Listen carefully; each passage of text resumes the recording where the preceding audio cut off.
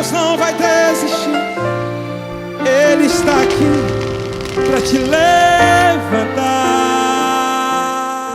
A paz do Senhor, aqui é o professor Marco Faleiro. Você está no curso de liderança na disciplina Seitas e Heresias. É uma disciplina do ramo da teologia prática ou pastoral dentro da teologia.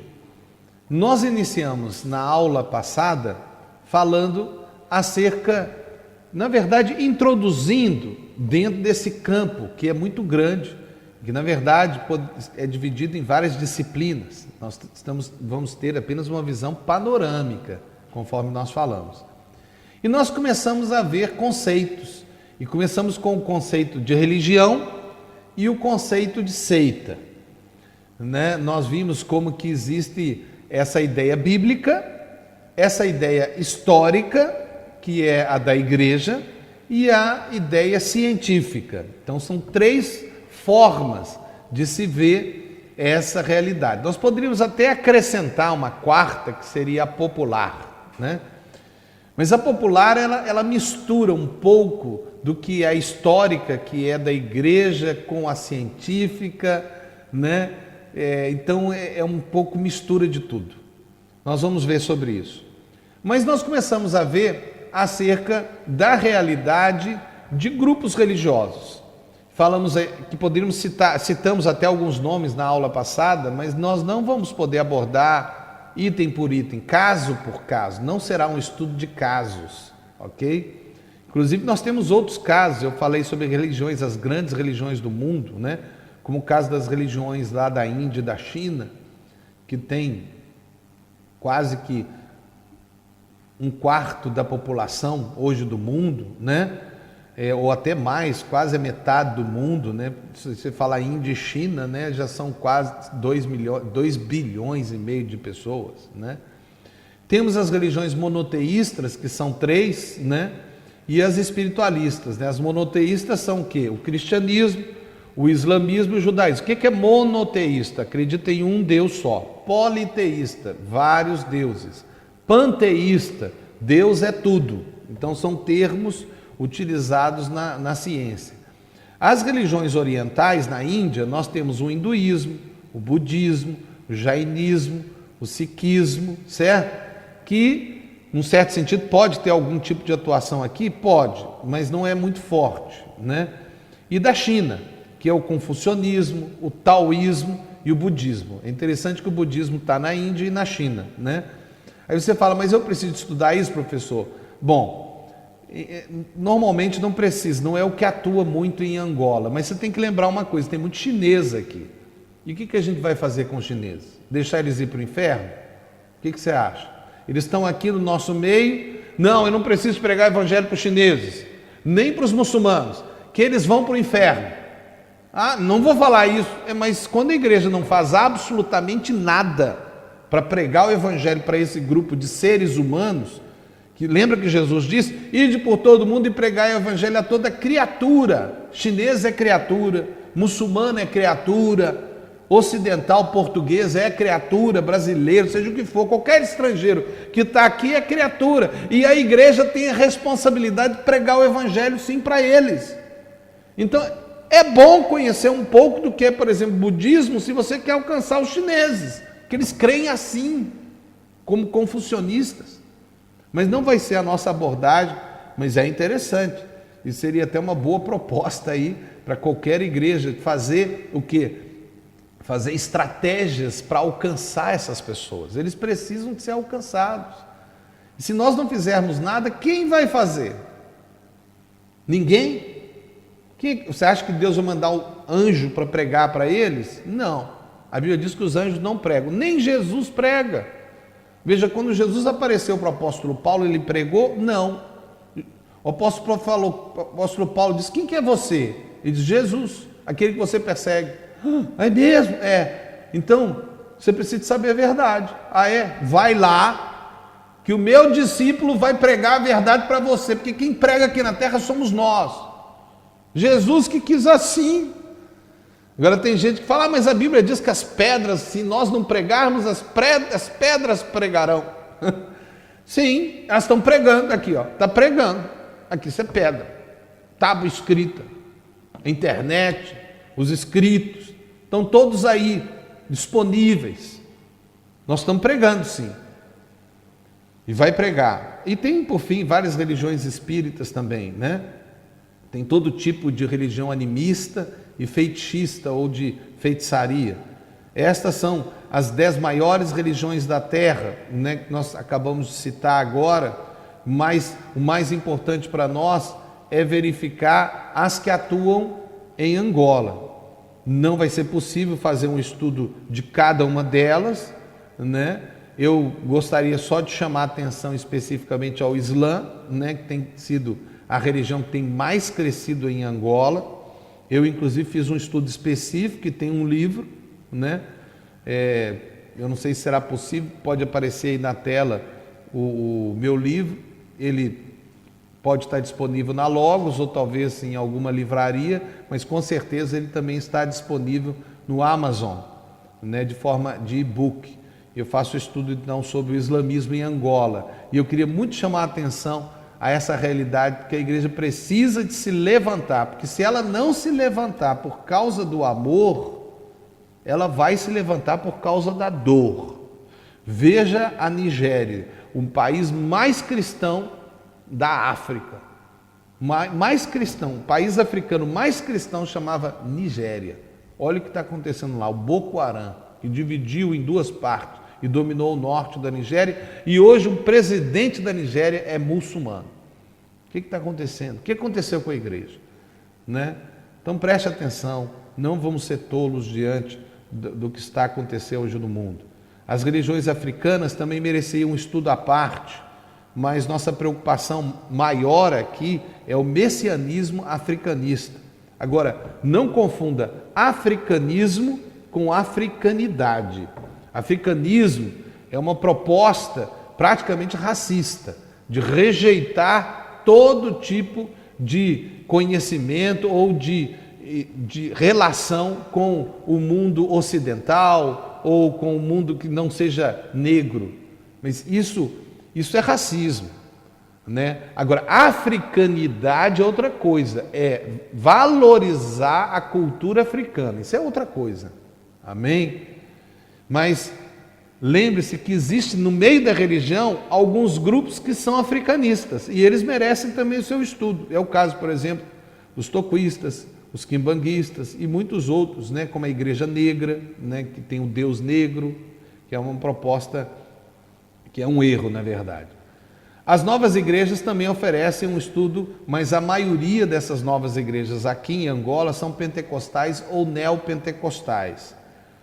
O alerta que fazemos é: não julgue pelo nome, julgue por um estudo do manual de doutrinas e pela conduta, amém? Porque tem muita gente aí julgando, né, uma igreja ou um grupo religioso que tem lá o nome igreja. A igreja é igreja, não, às vezes está lá o nome igreja, mas não tem nada a ver com o cristianismo.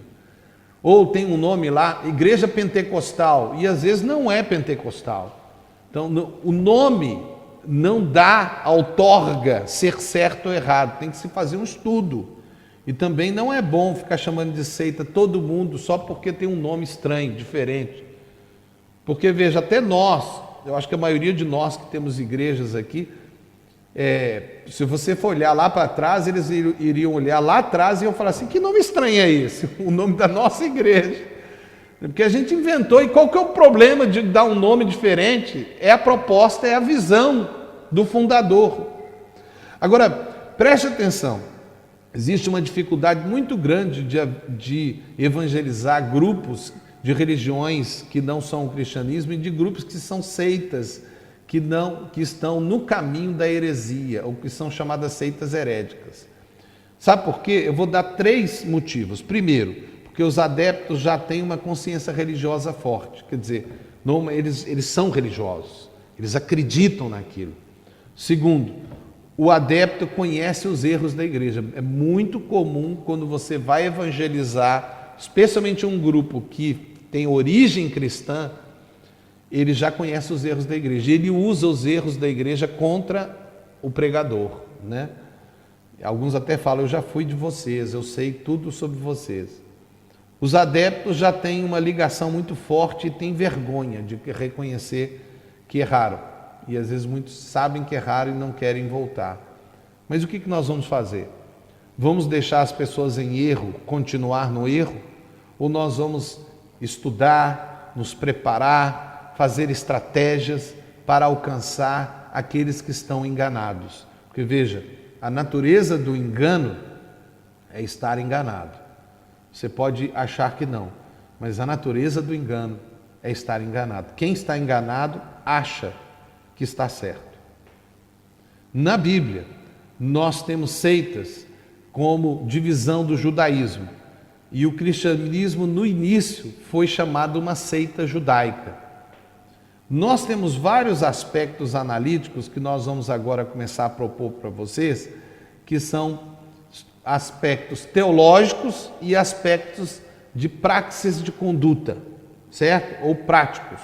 Nós vamos apresentar para vocês. O aspecto teológico é considerando a doutrina da Bíblia, tá? O aspecto de conduta ou de praxis, né, o prático, é quando nós consideramos as características sociológicas e psicológicas. Então nós vamos buscar como teologia, mais especificamente usando daquilo que é chamado de ciência da religião, porque a ciência da religião era a teologia, agora é que a academia fez uma coisa separada, né? E tem muitas pessoas que nem são cristãos que estudam ciência da religião.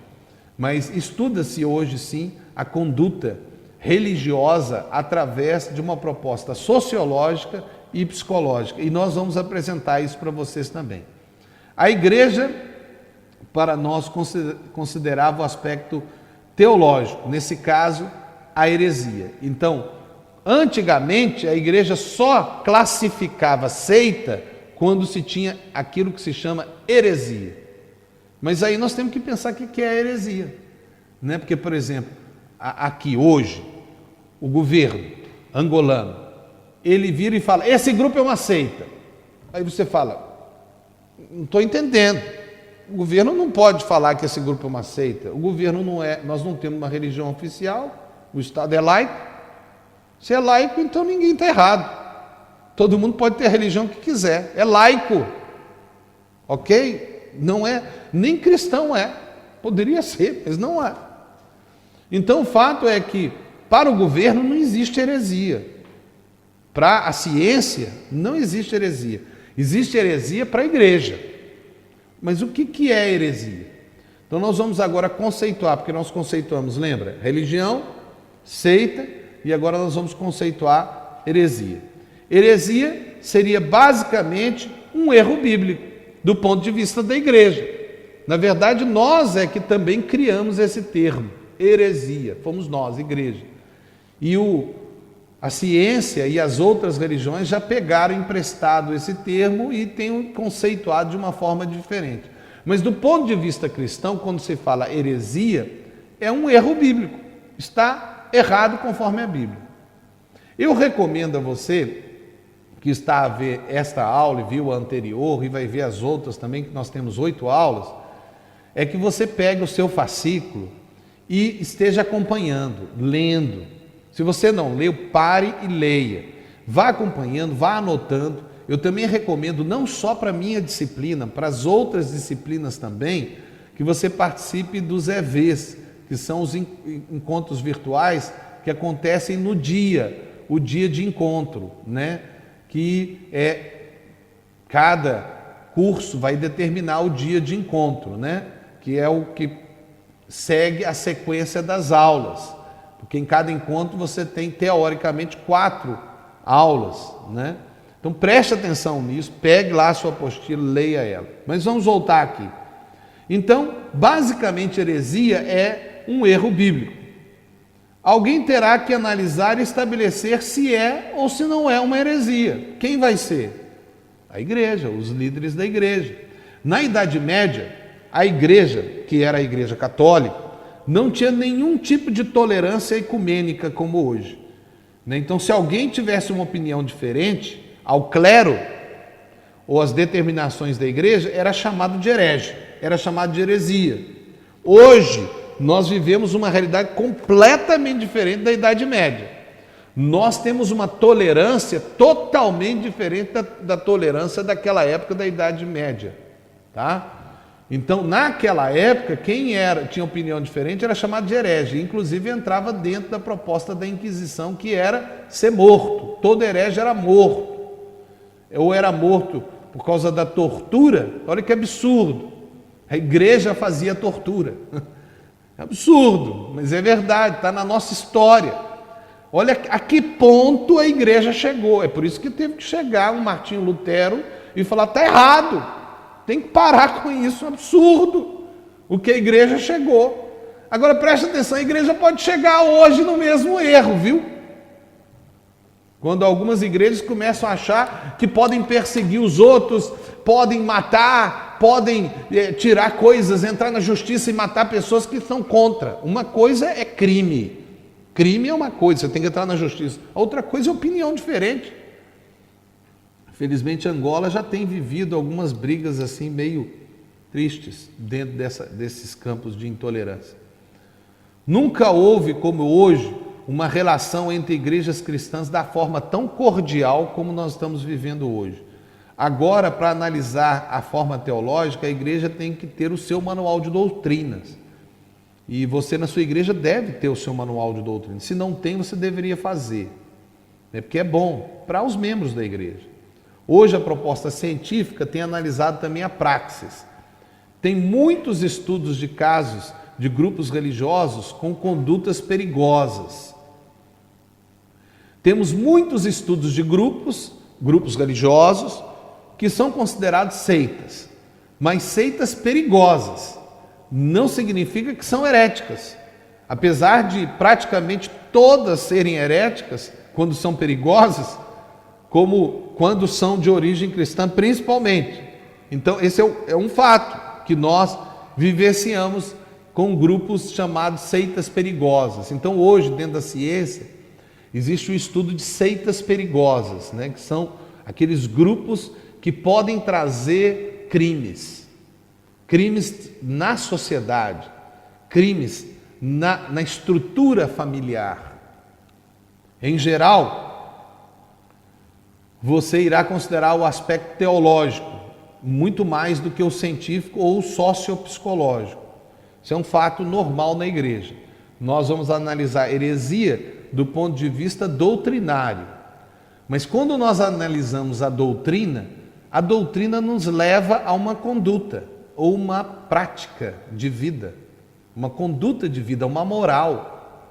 Então toda doutrina vai influenciar a prática, toda doutrina vai influenciar a sua percepção de moralidade. E é por isso que alguns grupos, quando entram em heresias absurdas, grandes erros da Bíblia, eles podem entrar em práticas absurdas, como alguns casos, por exemplo, de pastores que promovem adultério dentro da igreja ou prostituição dentro da igreja, dizendo que eles são os que têm o direito a ter prática sexual com todas as mulheres. Aí está na Bíblia, e ele acha coisa na Bíblia para um absurdo como esse. Ele cria uma heresia e uma conduta absurda, e chega às vezes ao ponto de ser tão perigoso que a polícia tem que entrar. Tem muitos casos assim, né? A gente, por exemplo, tem um caso clássico aqui em Angola, que nós não vamos discutir, mas os Calupeteca. É um assunto que ele poderia abordar aqui.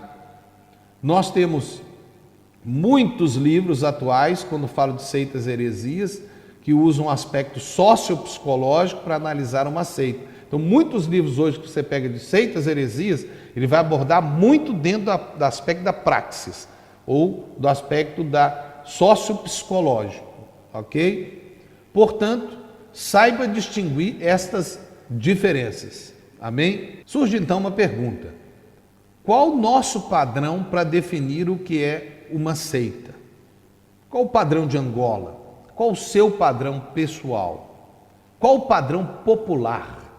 Você ouve na televisão, na rádio, ou você vê numa revista alguém falando uma seita descoberta. O que você pensa? Qual que é a sua proposta de seita? Não será as definições oficiais ou seja, do governo, que nós vamos utilizar para poder definir o que é seita.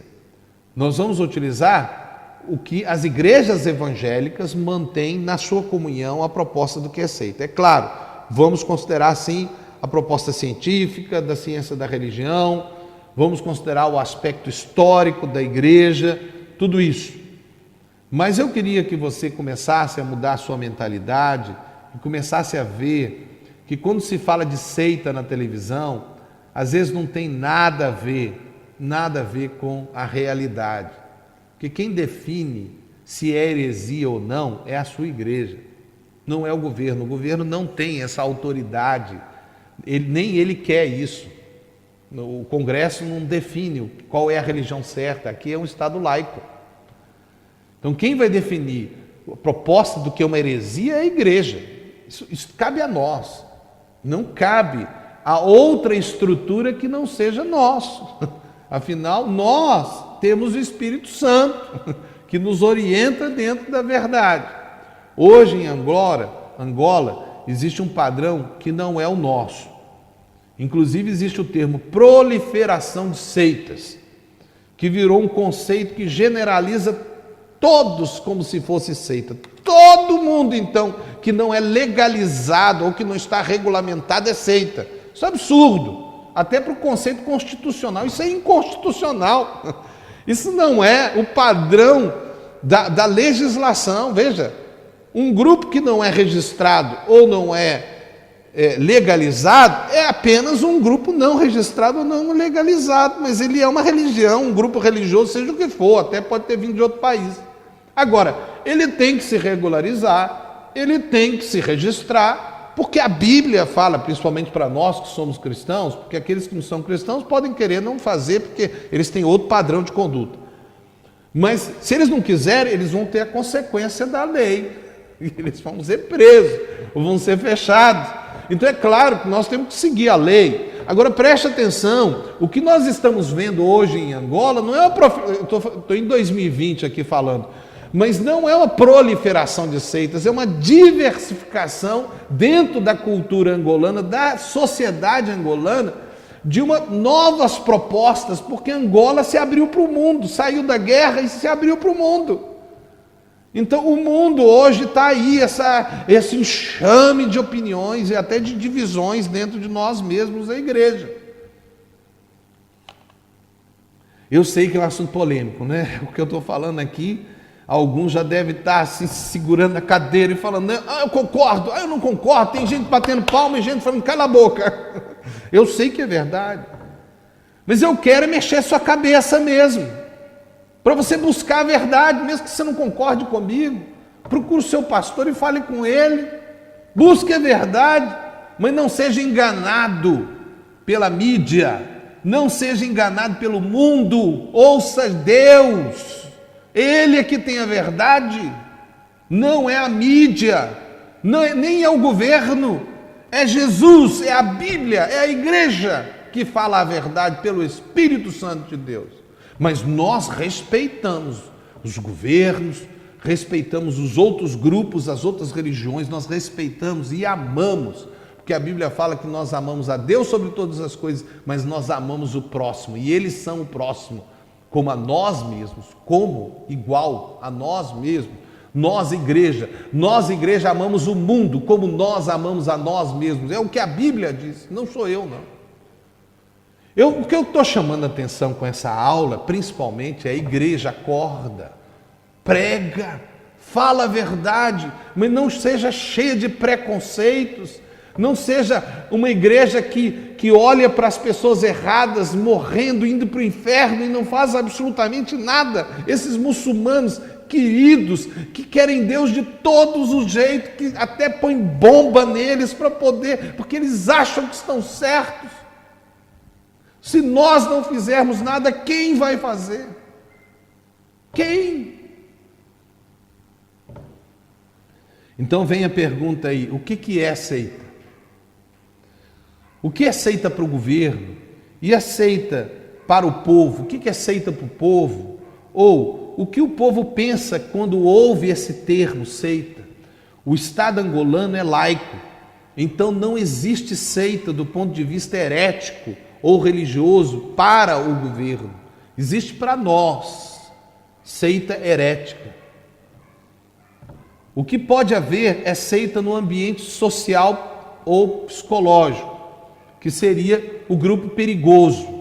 E normalmente o grupo perigoso promove atitudes e condutas ilegais. Todo grupo que entra em heresia dentro da igreja, preste atenção no que eu vou dizer agora, apenas um alerta, uma admoestação, mas é uma verdade através dos meus muitos estudos da ciência da religião, dos casos históricos de erros da igreja. Você pode olhar desde lá do início da igreja. Todo grupo da igreja que entra em heresia entra em condutas perigosas. E aí começa a promover coisas ilegais. Começa a roubar, começa a mentir, começa a ter práticas sexuais ilícitas, começa a mandar dinheiro para fora sem seguir os caminhos corretos que o governo manda. Ah, não, mas é para Deus que eu estou fazendo isso. Ah, você vai fazer para Deus de forma ilegal, de forma incorreta, mentindo, enganando, dando propina, ou melhor, dando suborno com uma gasosinha? Isso é pecado, irmão. Isso é heresia. É heresia sim. O pior é que isso começa a acontecer e começa a ser construída uma doutrina que apoia o erro. Um pastor que começa a mandar na vida das pessoas a ponto de determinar o que é certo e errado na vida dele. Até mesmo determinar com quem vai casar, com quem vai casar. Bom, aí na cultura eu não vou falar mais. Vamos lá. Mas, o que é ilegal? Pensa nisso, o que é ilegal? Ser ou não registrado é ilegal? Eu vou deixar essas perguntas para você analisar. Eu sei que eu entrei aqui num ambiente meio forte, mas eu tenho que chamar a atenção para toda essa discussão. E isso está aí no dia a dia hoje da igreja. E isso biblicamente faz uma igreja deixar de ser igreja, porque ela está legalizada ou não? Não considere seita pelo fato de não estar legalizado ou registrado. Isso não é um ponto de requisito do ponto de vista teológico ou bíblico. Seita herética é a que está tendo uma doutrina ou um doutrinamento herético ou contra a Bíblia. Mas saiba que hoje tem um conceito de seita social e também de heresia social. Agora entrou num outro ambiente, que não sei se vai dar muito tempo da gente falar tudo, mas que você precisa saber. Hoje já existe uma ideia conceitual, seita social e heresia social. Mas isso é para você saber, contudo, sua análise será, na maior parte das vezes, apenas teológica, ou seja, bíblica. Mas não seja enganado pela mídia, ouça o Senhor falando e analise segundo a Bíblia. Nós temos então um padrão teológico, que é o confessional, doutrinário, e nós temos o padrão de conduta, que é a praxis, ou o prático. Primeiro devemos considerar a teologia adotada, ou o credo, com as suas doutrinas. Se não for conforme os credos e doutrinas aceitos na cristandade, é um indício de ser uma seita herética para o cristianismo. Mas sempre devemos considerar que uma nova tendência ou corrente teológica pode ser uma reforma. Não significa que é uma nova seita. Pode ser uma visão nova, considerando a cultura e a cosmovisão atual. Então, uma igreja que tem 5 anos, 1 ano de existência, ah, não, essa igreja aí, e se ela for um avivamento? Tem muitas que foram chamadas de seita e depois viraram, na história da igreja, avivamento. O padrão de conduta tem sido uma forma mais contundente para determinar as seitas, ou seja, se é de Deus, a conduta vai ser boa. Se não é de Deus, a conduta começa a ser estranha. Normalmente é assim. Pois para muitos o próprio conceito de seita é um grupo fechado, misterioso e perigoso. O padrão de conduta determina um padrão sociológico e psicológico, seguido por grupos que são chamados de seita.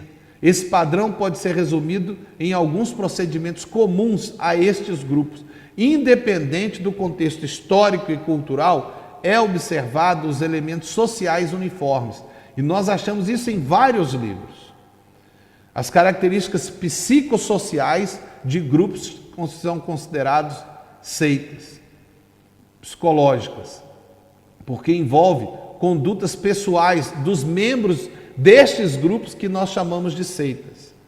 Então nós temos o aspecto psicológico e o aspecto sociológico.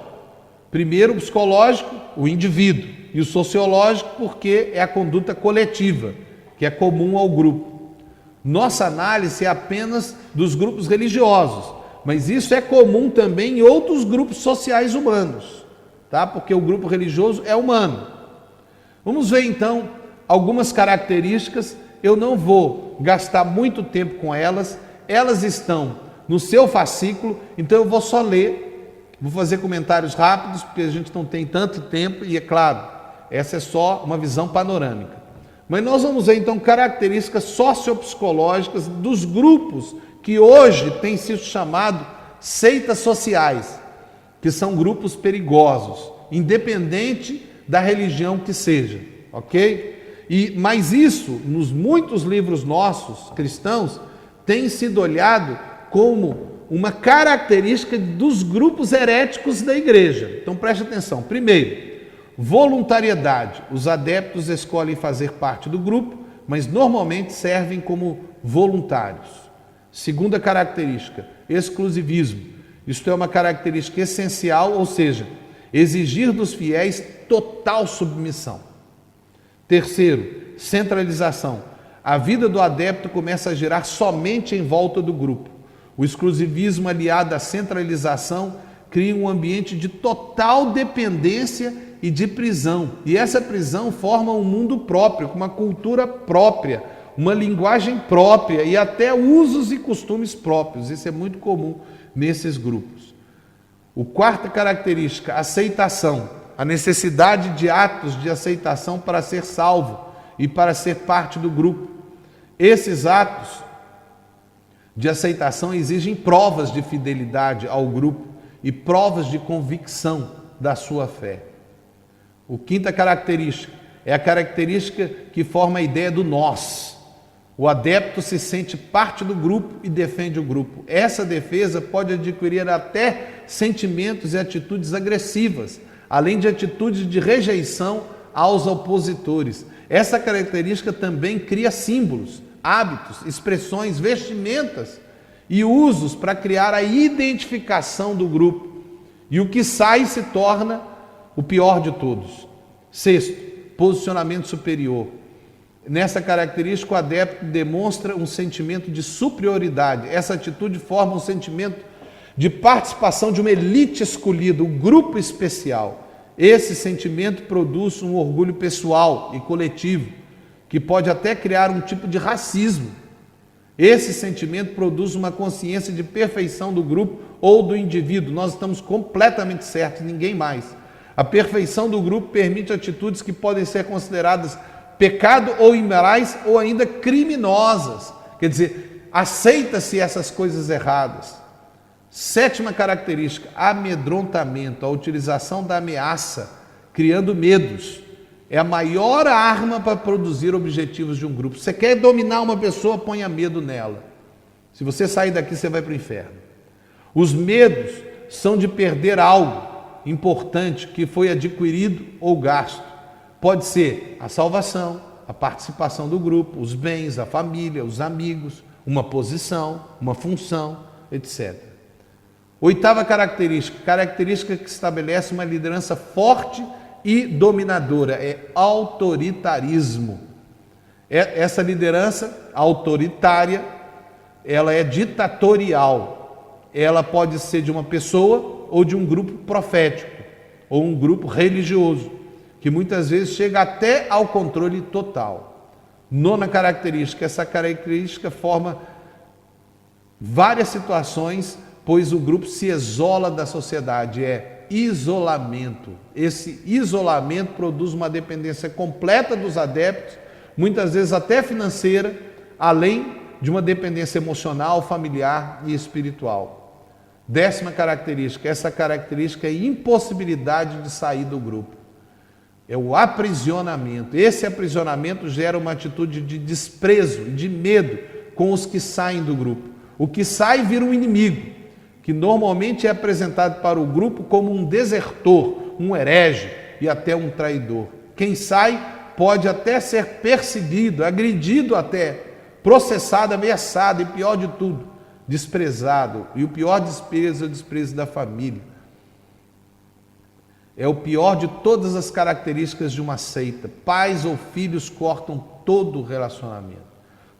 Todas as outras características podem até ser aceitas ou pelo menos toleráveis, mas a divisão de famílias é a maior crueldade das seitas chamadas seitas sociais, que infelizmente às vezes são seitas heréticas no meio de nós. 11ª característica, legitimação. Todo grupo precisa de uma autoridade sagrada, que estará num líder, num livro, numa visão, num evento ou num objeto. 12ª característica, heroicidade. Sentir que o grupo ou cada indivíduo é um herói por defender a verdade do grupo. Esse sentimento produz atitudes audaciosas, chegando até sacrifícios e loucuras para defender a sua coragem e fé, mostrando a todos que ele é um herói. Também esse sentimento produz a ideia do herói e do vilão. A necessidade de heróis produz a necessidade de vilões, ou seja, os vilões produzem heróis. Por isso, o inimigo exaltado e engrandecido pode ser até um adepto que saiu, alguém que denuncia, que rejeita o grupo, suas crenças, e até o diabo, que começa a ser muito exaltado no meio daquele grupo. 13ª característica, o proselitismo. Você já deve ter ouvido isso. Marca todo grupo que segue para um sistema de seita, ou o caminho da seita. O sistema de seita é um sistema que está dentro das igrejas também, né? O nosso caso, estudo específico, e é das igrejas que saem seitas cristãs, é óbvio. Devemos cuidar para que essas características não se tornem o sistema da igreja que participamos, pois qualquer um pode ser enganado e ser dominado por uma seita. Se você pensa que está de pé, ore para que não caia. Então preste atenção. Eu apresentei todas essas características sociopsicológicas, elas são apresentadas em vários livros de seitas, heresias que você pegar, mas isso são características de grupos que nós poderíamos chamar seita social. E aquilo que eles fazem seria a heresia social. Mas essa é uma realidade que nós encontramos normalmente em todas as seitas heréticas da igreja. Infelizmente, quando você sai do padrão moral bíblico, você entra numa padronização de pecado. E aí você começa a entrar num ambiente perigoso que pode destruir uma família, a sociedade e a igreja. Então, nessa aula, eu sei que eu falei muito assunto, mas está aí no seu fascículo e eu espero que ele tenha ficado para que você estude. Reveja, se você teve dúvida, leia no fascículo e você será abençoado. Aqui é o professor Marco Faleiro, na disciplina Seitas e Heresias do curso de liderança. Deus te abençoe e até a próxima.